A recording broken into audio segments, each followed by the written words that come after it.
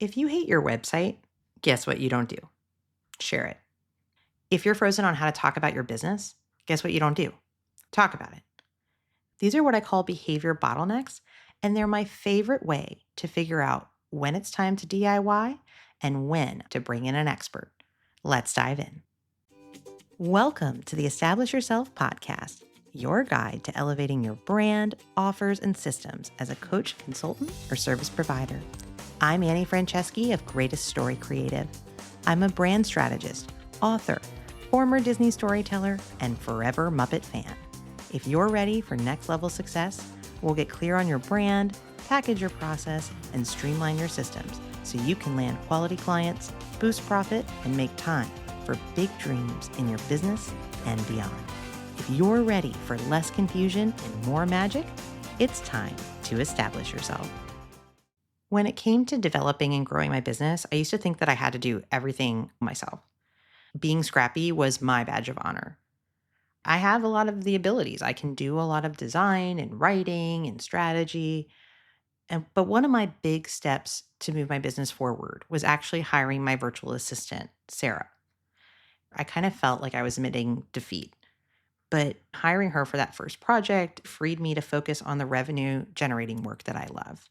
I stopped getting so bogged down in the administrative tasks that I didn't even enjoy, and instead got to spend my time on things that directly grew my business.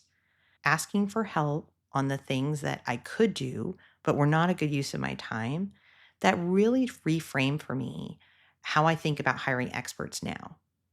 Over the years, I've seen that same light bulb moment happen with my clients. So let's talk about how to know when it's time to invest in help and how to choose the right expert to keep you moving forward. Nobody has infinite time, money, or resources. And as a business owner, you end up wearing a lot of hats: marketing, sales, operations, taxes. It is a lot. But what I've noticed is that one area starts to hold me back when it changes my behavior. That's when I know I have a problem. For instance, I've had clients who felt so frustrated with how their websites looked that they avoided showing them to potential clients.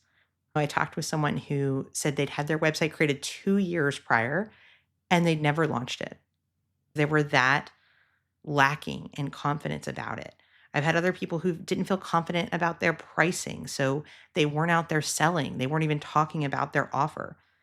These things weren't just inconveniences, they were creating real obstacles to grow. You can't grow your business if you're afraid to show people your website or to talk about what you do, or dare I say, sell what you do. One of the questions I like to ask people is, if someone reached out to you tomorrow and was ready to work with you, would you be able to set them up? Would you be able to say yes, and here's how we work together, let's get this scheduled? Many coaches and consultants I talk to can't answer that question confidently. They're like, I hadn't quite gotten there yet, because they're so worried about their website or some other aspect of their marketing, how they're showing up, how they're talking about what they do, that they're not even ready to serve a client who would say yes on the spot just based on referral. We got to fix that. This is why I use a concept for myself and for my clients that I call behavior bottlenecks. These are moments when you feel stuck, and that sticking is changing how you're showing up in your business. The key is to identify where your actions or inactions are holding you back, and that's where to invest in help. If you feel frozen on how to talk about your services, you don't talk about them at all, right? And if you're not talking about your business, then nobody can hire you. Identifying that bottleneck is going to be the first step to moving forward. A behavior bottleneck happens when you're stuck, and it changes how you show up, grow, or feel proud of your business. For example, maybe you've been avoiding a sales conversation because you don't feel clear on your pitch, or you've been skipping networking events because you don't feel confident on how to introduce yourself. How do you identify a behavior bottleneck in your business? You should look for what you've been avoiding or being really inconsistent with. That's usually going to give you a clue. Is it your website, your pricing, your elevator pitch? I want you to reflect on what has been holding you back in a way that's affecting how you show up, grow, or feel proud of what you're doing. I once had a client who hated their elevator pitch so much that they avoided introducing themselves at events altogether. Fixing her pitch unlocked a whole new level of confidence for her, and she was out there talking If you talk to no one versus 10 people, you're going to get a lot better result. When you've hit a point where you can't solve the problem on your own, that's when it's time to hire an expert. That is worth hiring an expert to fix, because if that expert comes in and can help you fix that so you can feel more clear and confident, that is a huge impact. It can be wise to focus on areas that would free you up, boost your profitability, and build your confidence. With myself, hiring a virtual assistant was such a game changer because it totally cleared my plate of tasks that I didn't want to do. It gave me back time, my number one inventory as a service provider, to focus on higher value work. In the past year, I've hired a bookkeeper because for me, I was reluctant to sell my books because of all the rigmarole I have to go through with sales tax. Even though I can do the sales tax reporting, it's exhausting and it's always taxing my brain. So now I pay someone quarterly to do the part that was really holding me back. Fixing that bottleneck and then going out and selling more books as a result is huge. I feel more confident to talk about my books, to bring them along to events, to sell them because I solved that bottleneck. I hired the expert I really needed to hire, and I made this an opportunity for myself. So it's time to hire an expert when you've got a big enough problem that it's a bottleneck, but you don't have the skill set, the time, the energy, or focus to solve it on your own. Now, who would be worth hiring? I don't think that all experts, coaches, and consultants are created equal. You've probably had at least one get burned moment. I think that happens a lot because people in this space, as much as I want them to, do not have stellar client experiences. I've hired a number of experts, and I think very few of them have delivered on being not only know, like, and trustworthy, but really excellent at what they do and a pleasure to work with. I want you to find those kinds of people. So when you figured out where you're stuck, where's that behavior bottleneck, which one do you think an expert is worth hiring for? It's important to really vet who you hire. I always look for people who are very clear on their expertise, very confident in their process, and they offer a great client experience.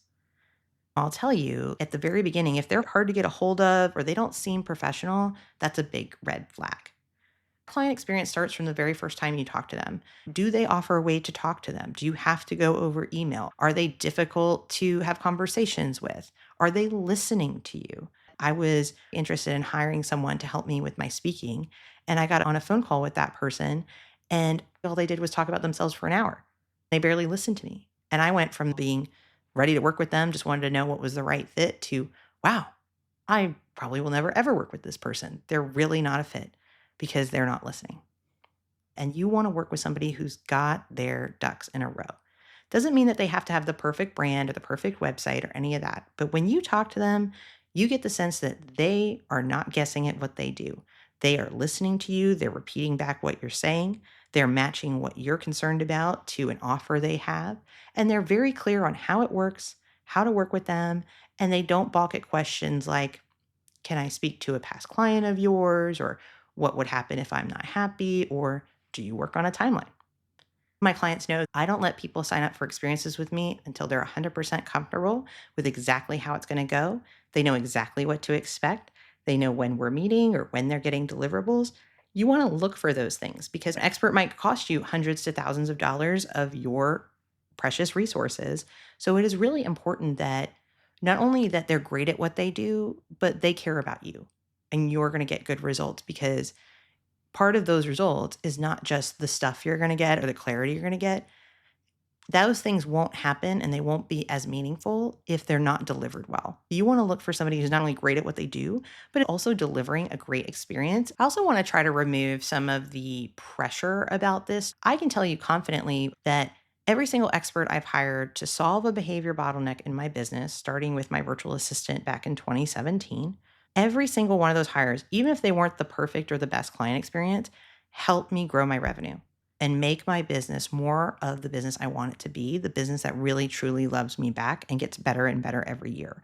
Make the best decisions you can with this, but trust my experience, every single one, even the one that I'm like, man, that was not a great client experience and I won't recommend her again. I still got stuff out of it to help me solve for my behavior bottleneck, to help me get from A to B to C. And that's really what it's all about. There's no one person Hate to spoil this. There's no one person, including me, that can come in and save your business for you.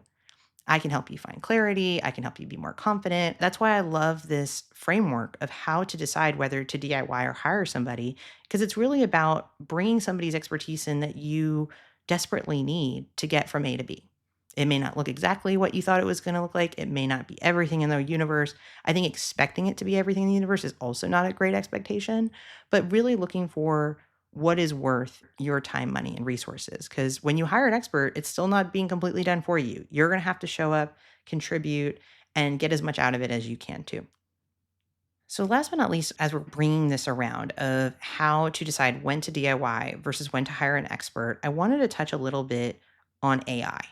Artificial intelligence, I've been playing around with AI tools like ChatGPT, Gemini, and Claude for about 2 years.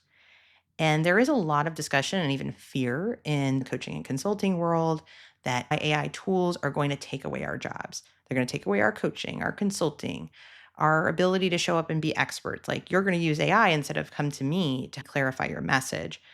But here's what I want to say about that. AI tools are incredible for taking a lot of those little tasks off your plate, but they're not going to be able to replace someone who's going to be able to guide you through the big picture and really get to know you as a person.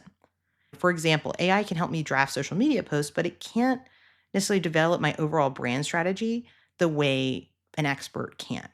Yes, I can type in, give me a brand strategy. But if you're using a tool to do that, you're not necessarily going to trust that tool. You don't know that that tool really knows you. Many of us don't even have the skill set to tell these AI tools what we're all about. I don't think the question is really AI versus experts. I actually think having AI tools makes it possible to hire the best experts. Nobody has infinite time, money, and resources. What I have found through using AI tools is it helps me be a better DIYer, be a better problem solver in my own business. AI has been helping me save time and do better work faster. It allows me to not have to hire experts for everything.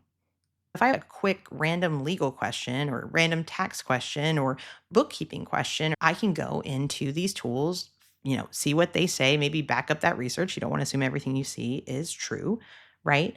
But that allows me to not have to hire a bookkeeper, a tax person, a lawyer at a consulting rate of an hour, etc. It allows me to pool those funds and do what I did last year, which is invest back in my business coach. I'm pretty good with these tools. I could get these tools to totally coach me, but I want to go to the person, the real human who has the results that I want, who does it with authenticity, and be able to ask her, the person who knows me, what they think. And because I'm not having to hire for every little question I have that should be answered by an expert or would be most effectively handled by one, I get to prioritize my behavior bottlenecks. So they'll save you some time, they'll help you be a better DIYer, and they will allow you and empower you to hire the experts that are going to make the biggest difference, not just in the changes in your business, but in how you feel about your business. Because I think when you feel more confident and clear to show up and grow your business and to take action and to experiment and to see what works, that's when you're going to see the results and the scaling you want. This is the kind of work that I do with my clients privately in what I call a magic strategy day. If your behavior bottleneck is feeling stuck about how to talk about what you do, your offers, or the systems you use to work with clients, if you don't have a great client experience like what I was talking about, we can tackle those things together. For example, if you hate your website in a magic strategy day, I often roll up sleeves with clients and fix it so you can feel confident sharing it again. Magic Strategy Days are really fun. They start with a free 30-minute kickoff call to figure out what's been holding you back. What should we focus on? If you're not sure what your behavior bottleneck should be, you can set a free call to talk with me at greateststorycreative.com/magic. I'll put it here in the show notes as well. This is an opportunity if you need a brand and marketing expert with 11 years of experience and 3 books and a podcast to help you get all that spaghetti out on the table and go, how do I fix this? How do I put this back together in a clear way from a messaging, an offer, or systems perspective, or all three? We're going to roll up sleeves and we're going to get it done so you can move forward with clarity and confidence. If you've been on the fence about whether to DIY or to hire somebody, really look at the places where you have felt stopped on showing up, feeling confident, and taking action in your business. If that has anything to do with getting clear on your brand, your offers, and your systems, I'm your girl. Don't forget to check out a Magic Strategy Day. I'm here for you. We are going to bust those bottlenecks together. Hey, do you like surprises? Here comes the show's credits, but just like a Marvel movie, stay to the end so you don't miss something fun I put in just for you. Thanks for tuning in to the Establish Yourself podcast. I'm Annie Franceschi, and I want to hear from you. Follow me on LinkedIn. Share your favorite takeaway from today's episode as a comment on my latest post. Mention your favorite Muppet in your message so I know you're a fan of the show. And for expert branding help, a free consultation, and more resources, visit greateststorycreative.com/podcast. Now, here it is, your moment of magic. I touched on this briefly, but did you know I wrote a children's book? It's called Small Biz for Kids. I also illustrated it. I'm very proud of it. It's about animal entrepreneurs.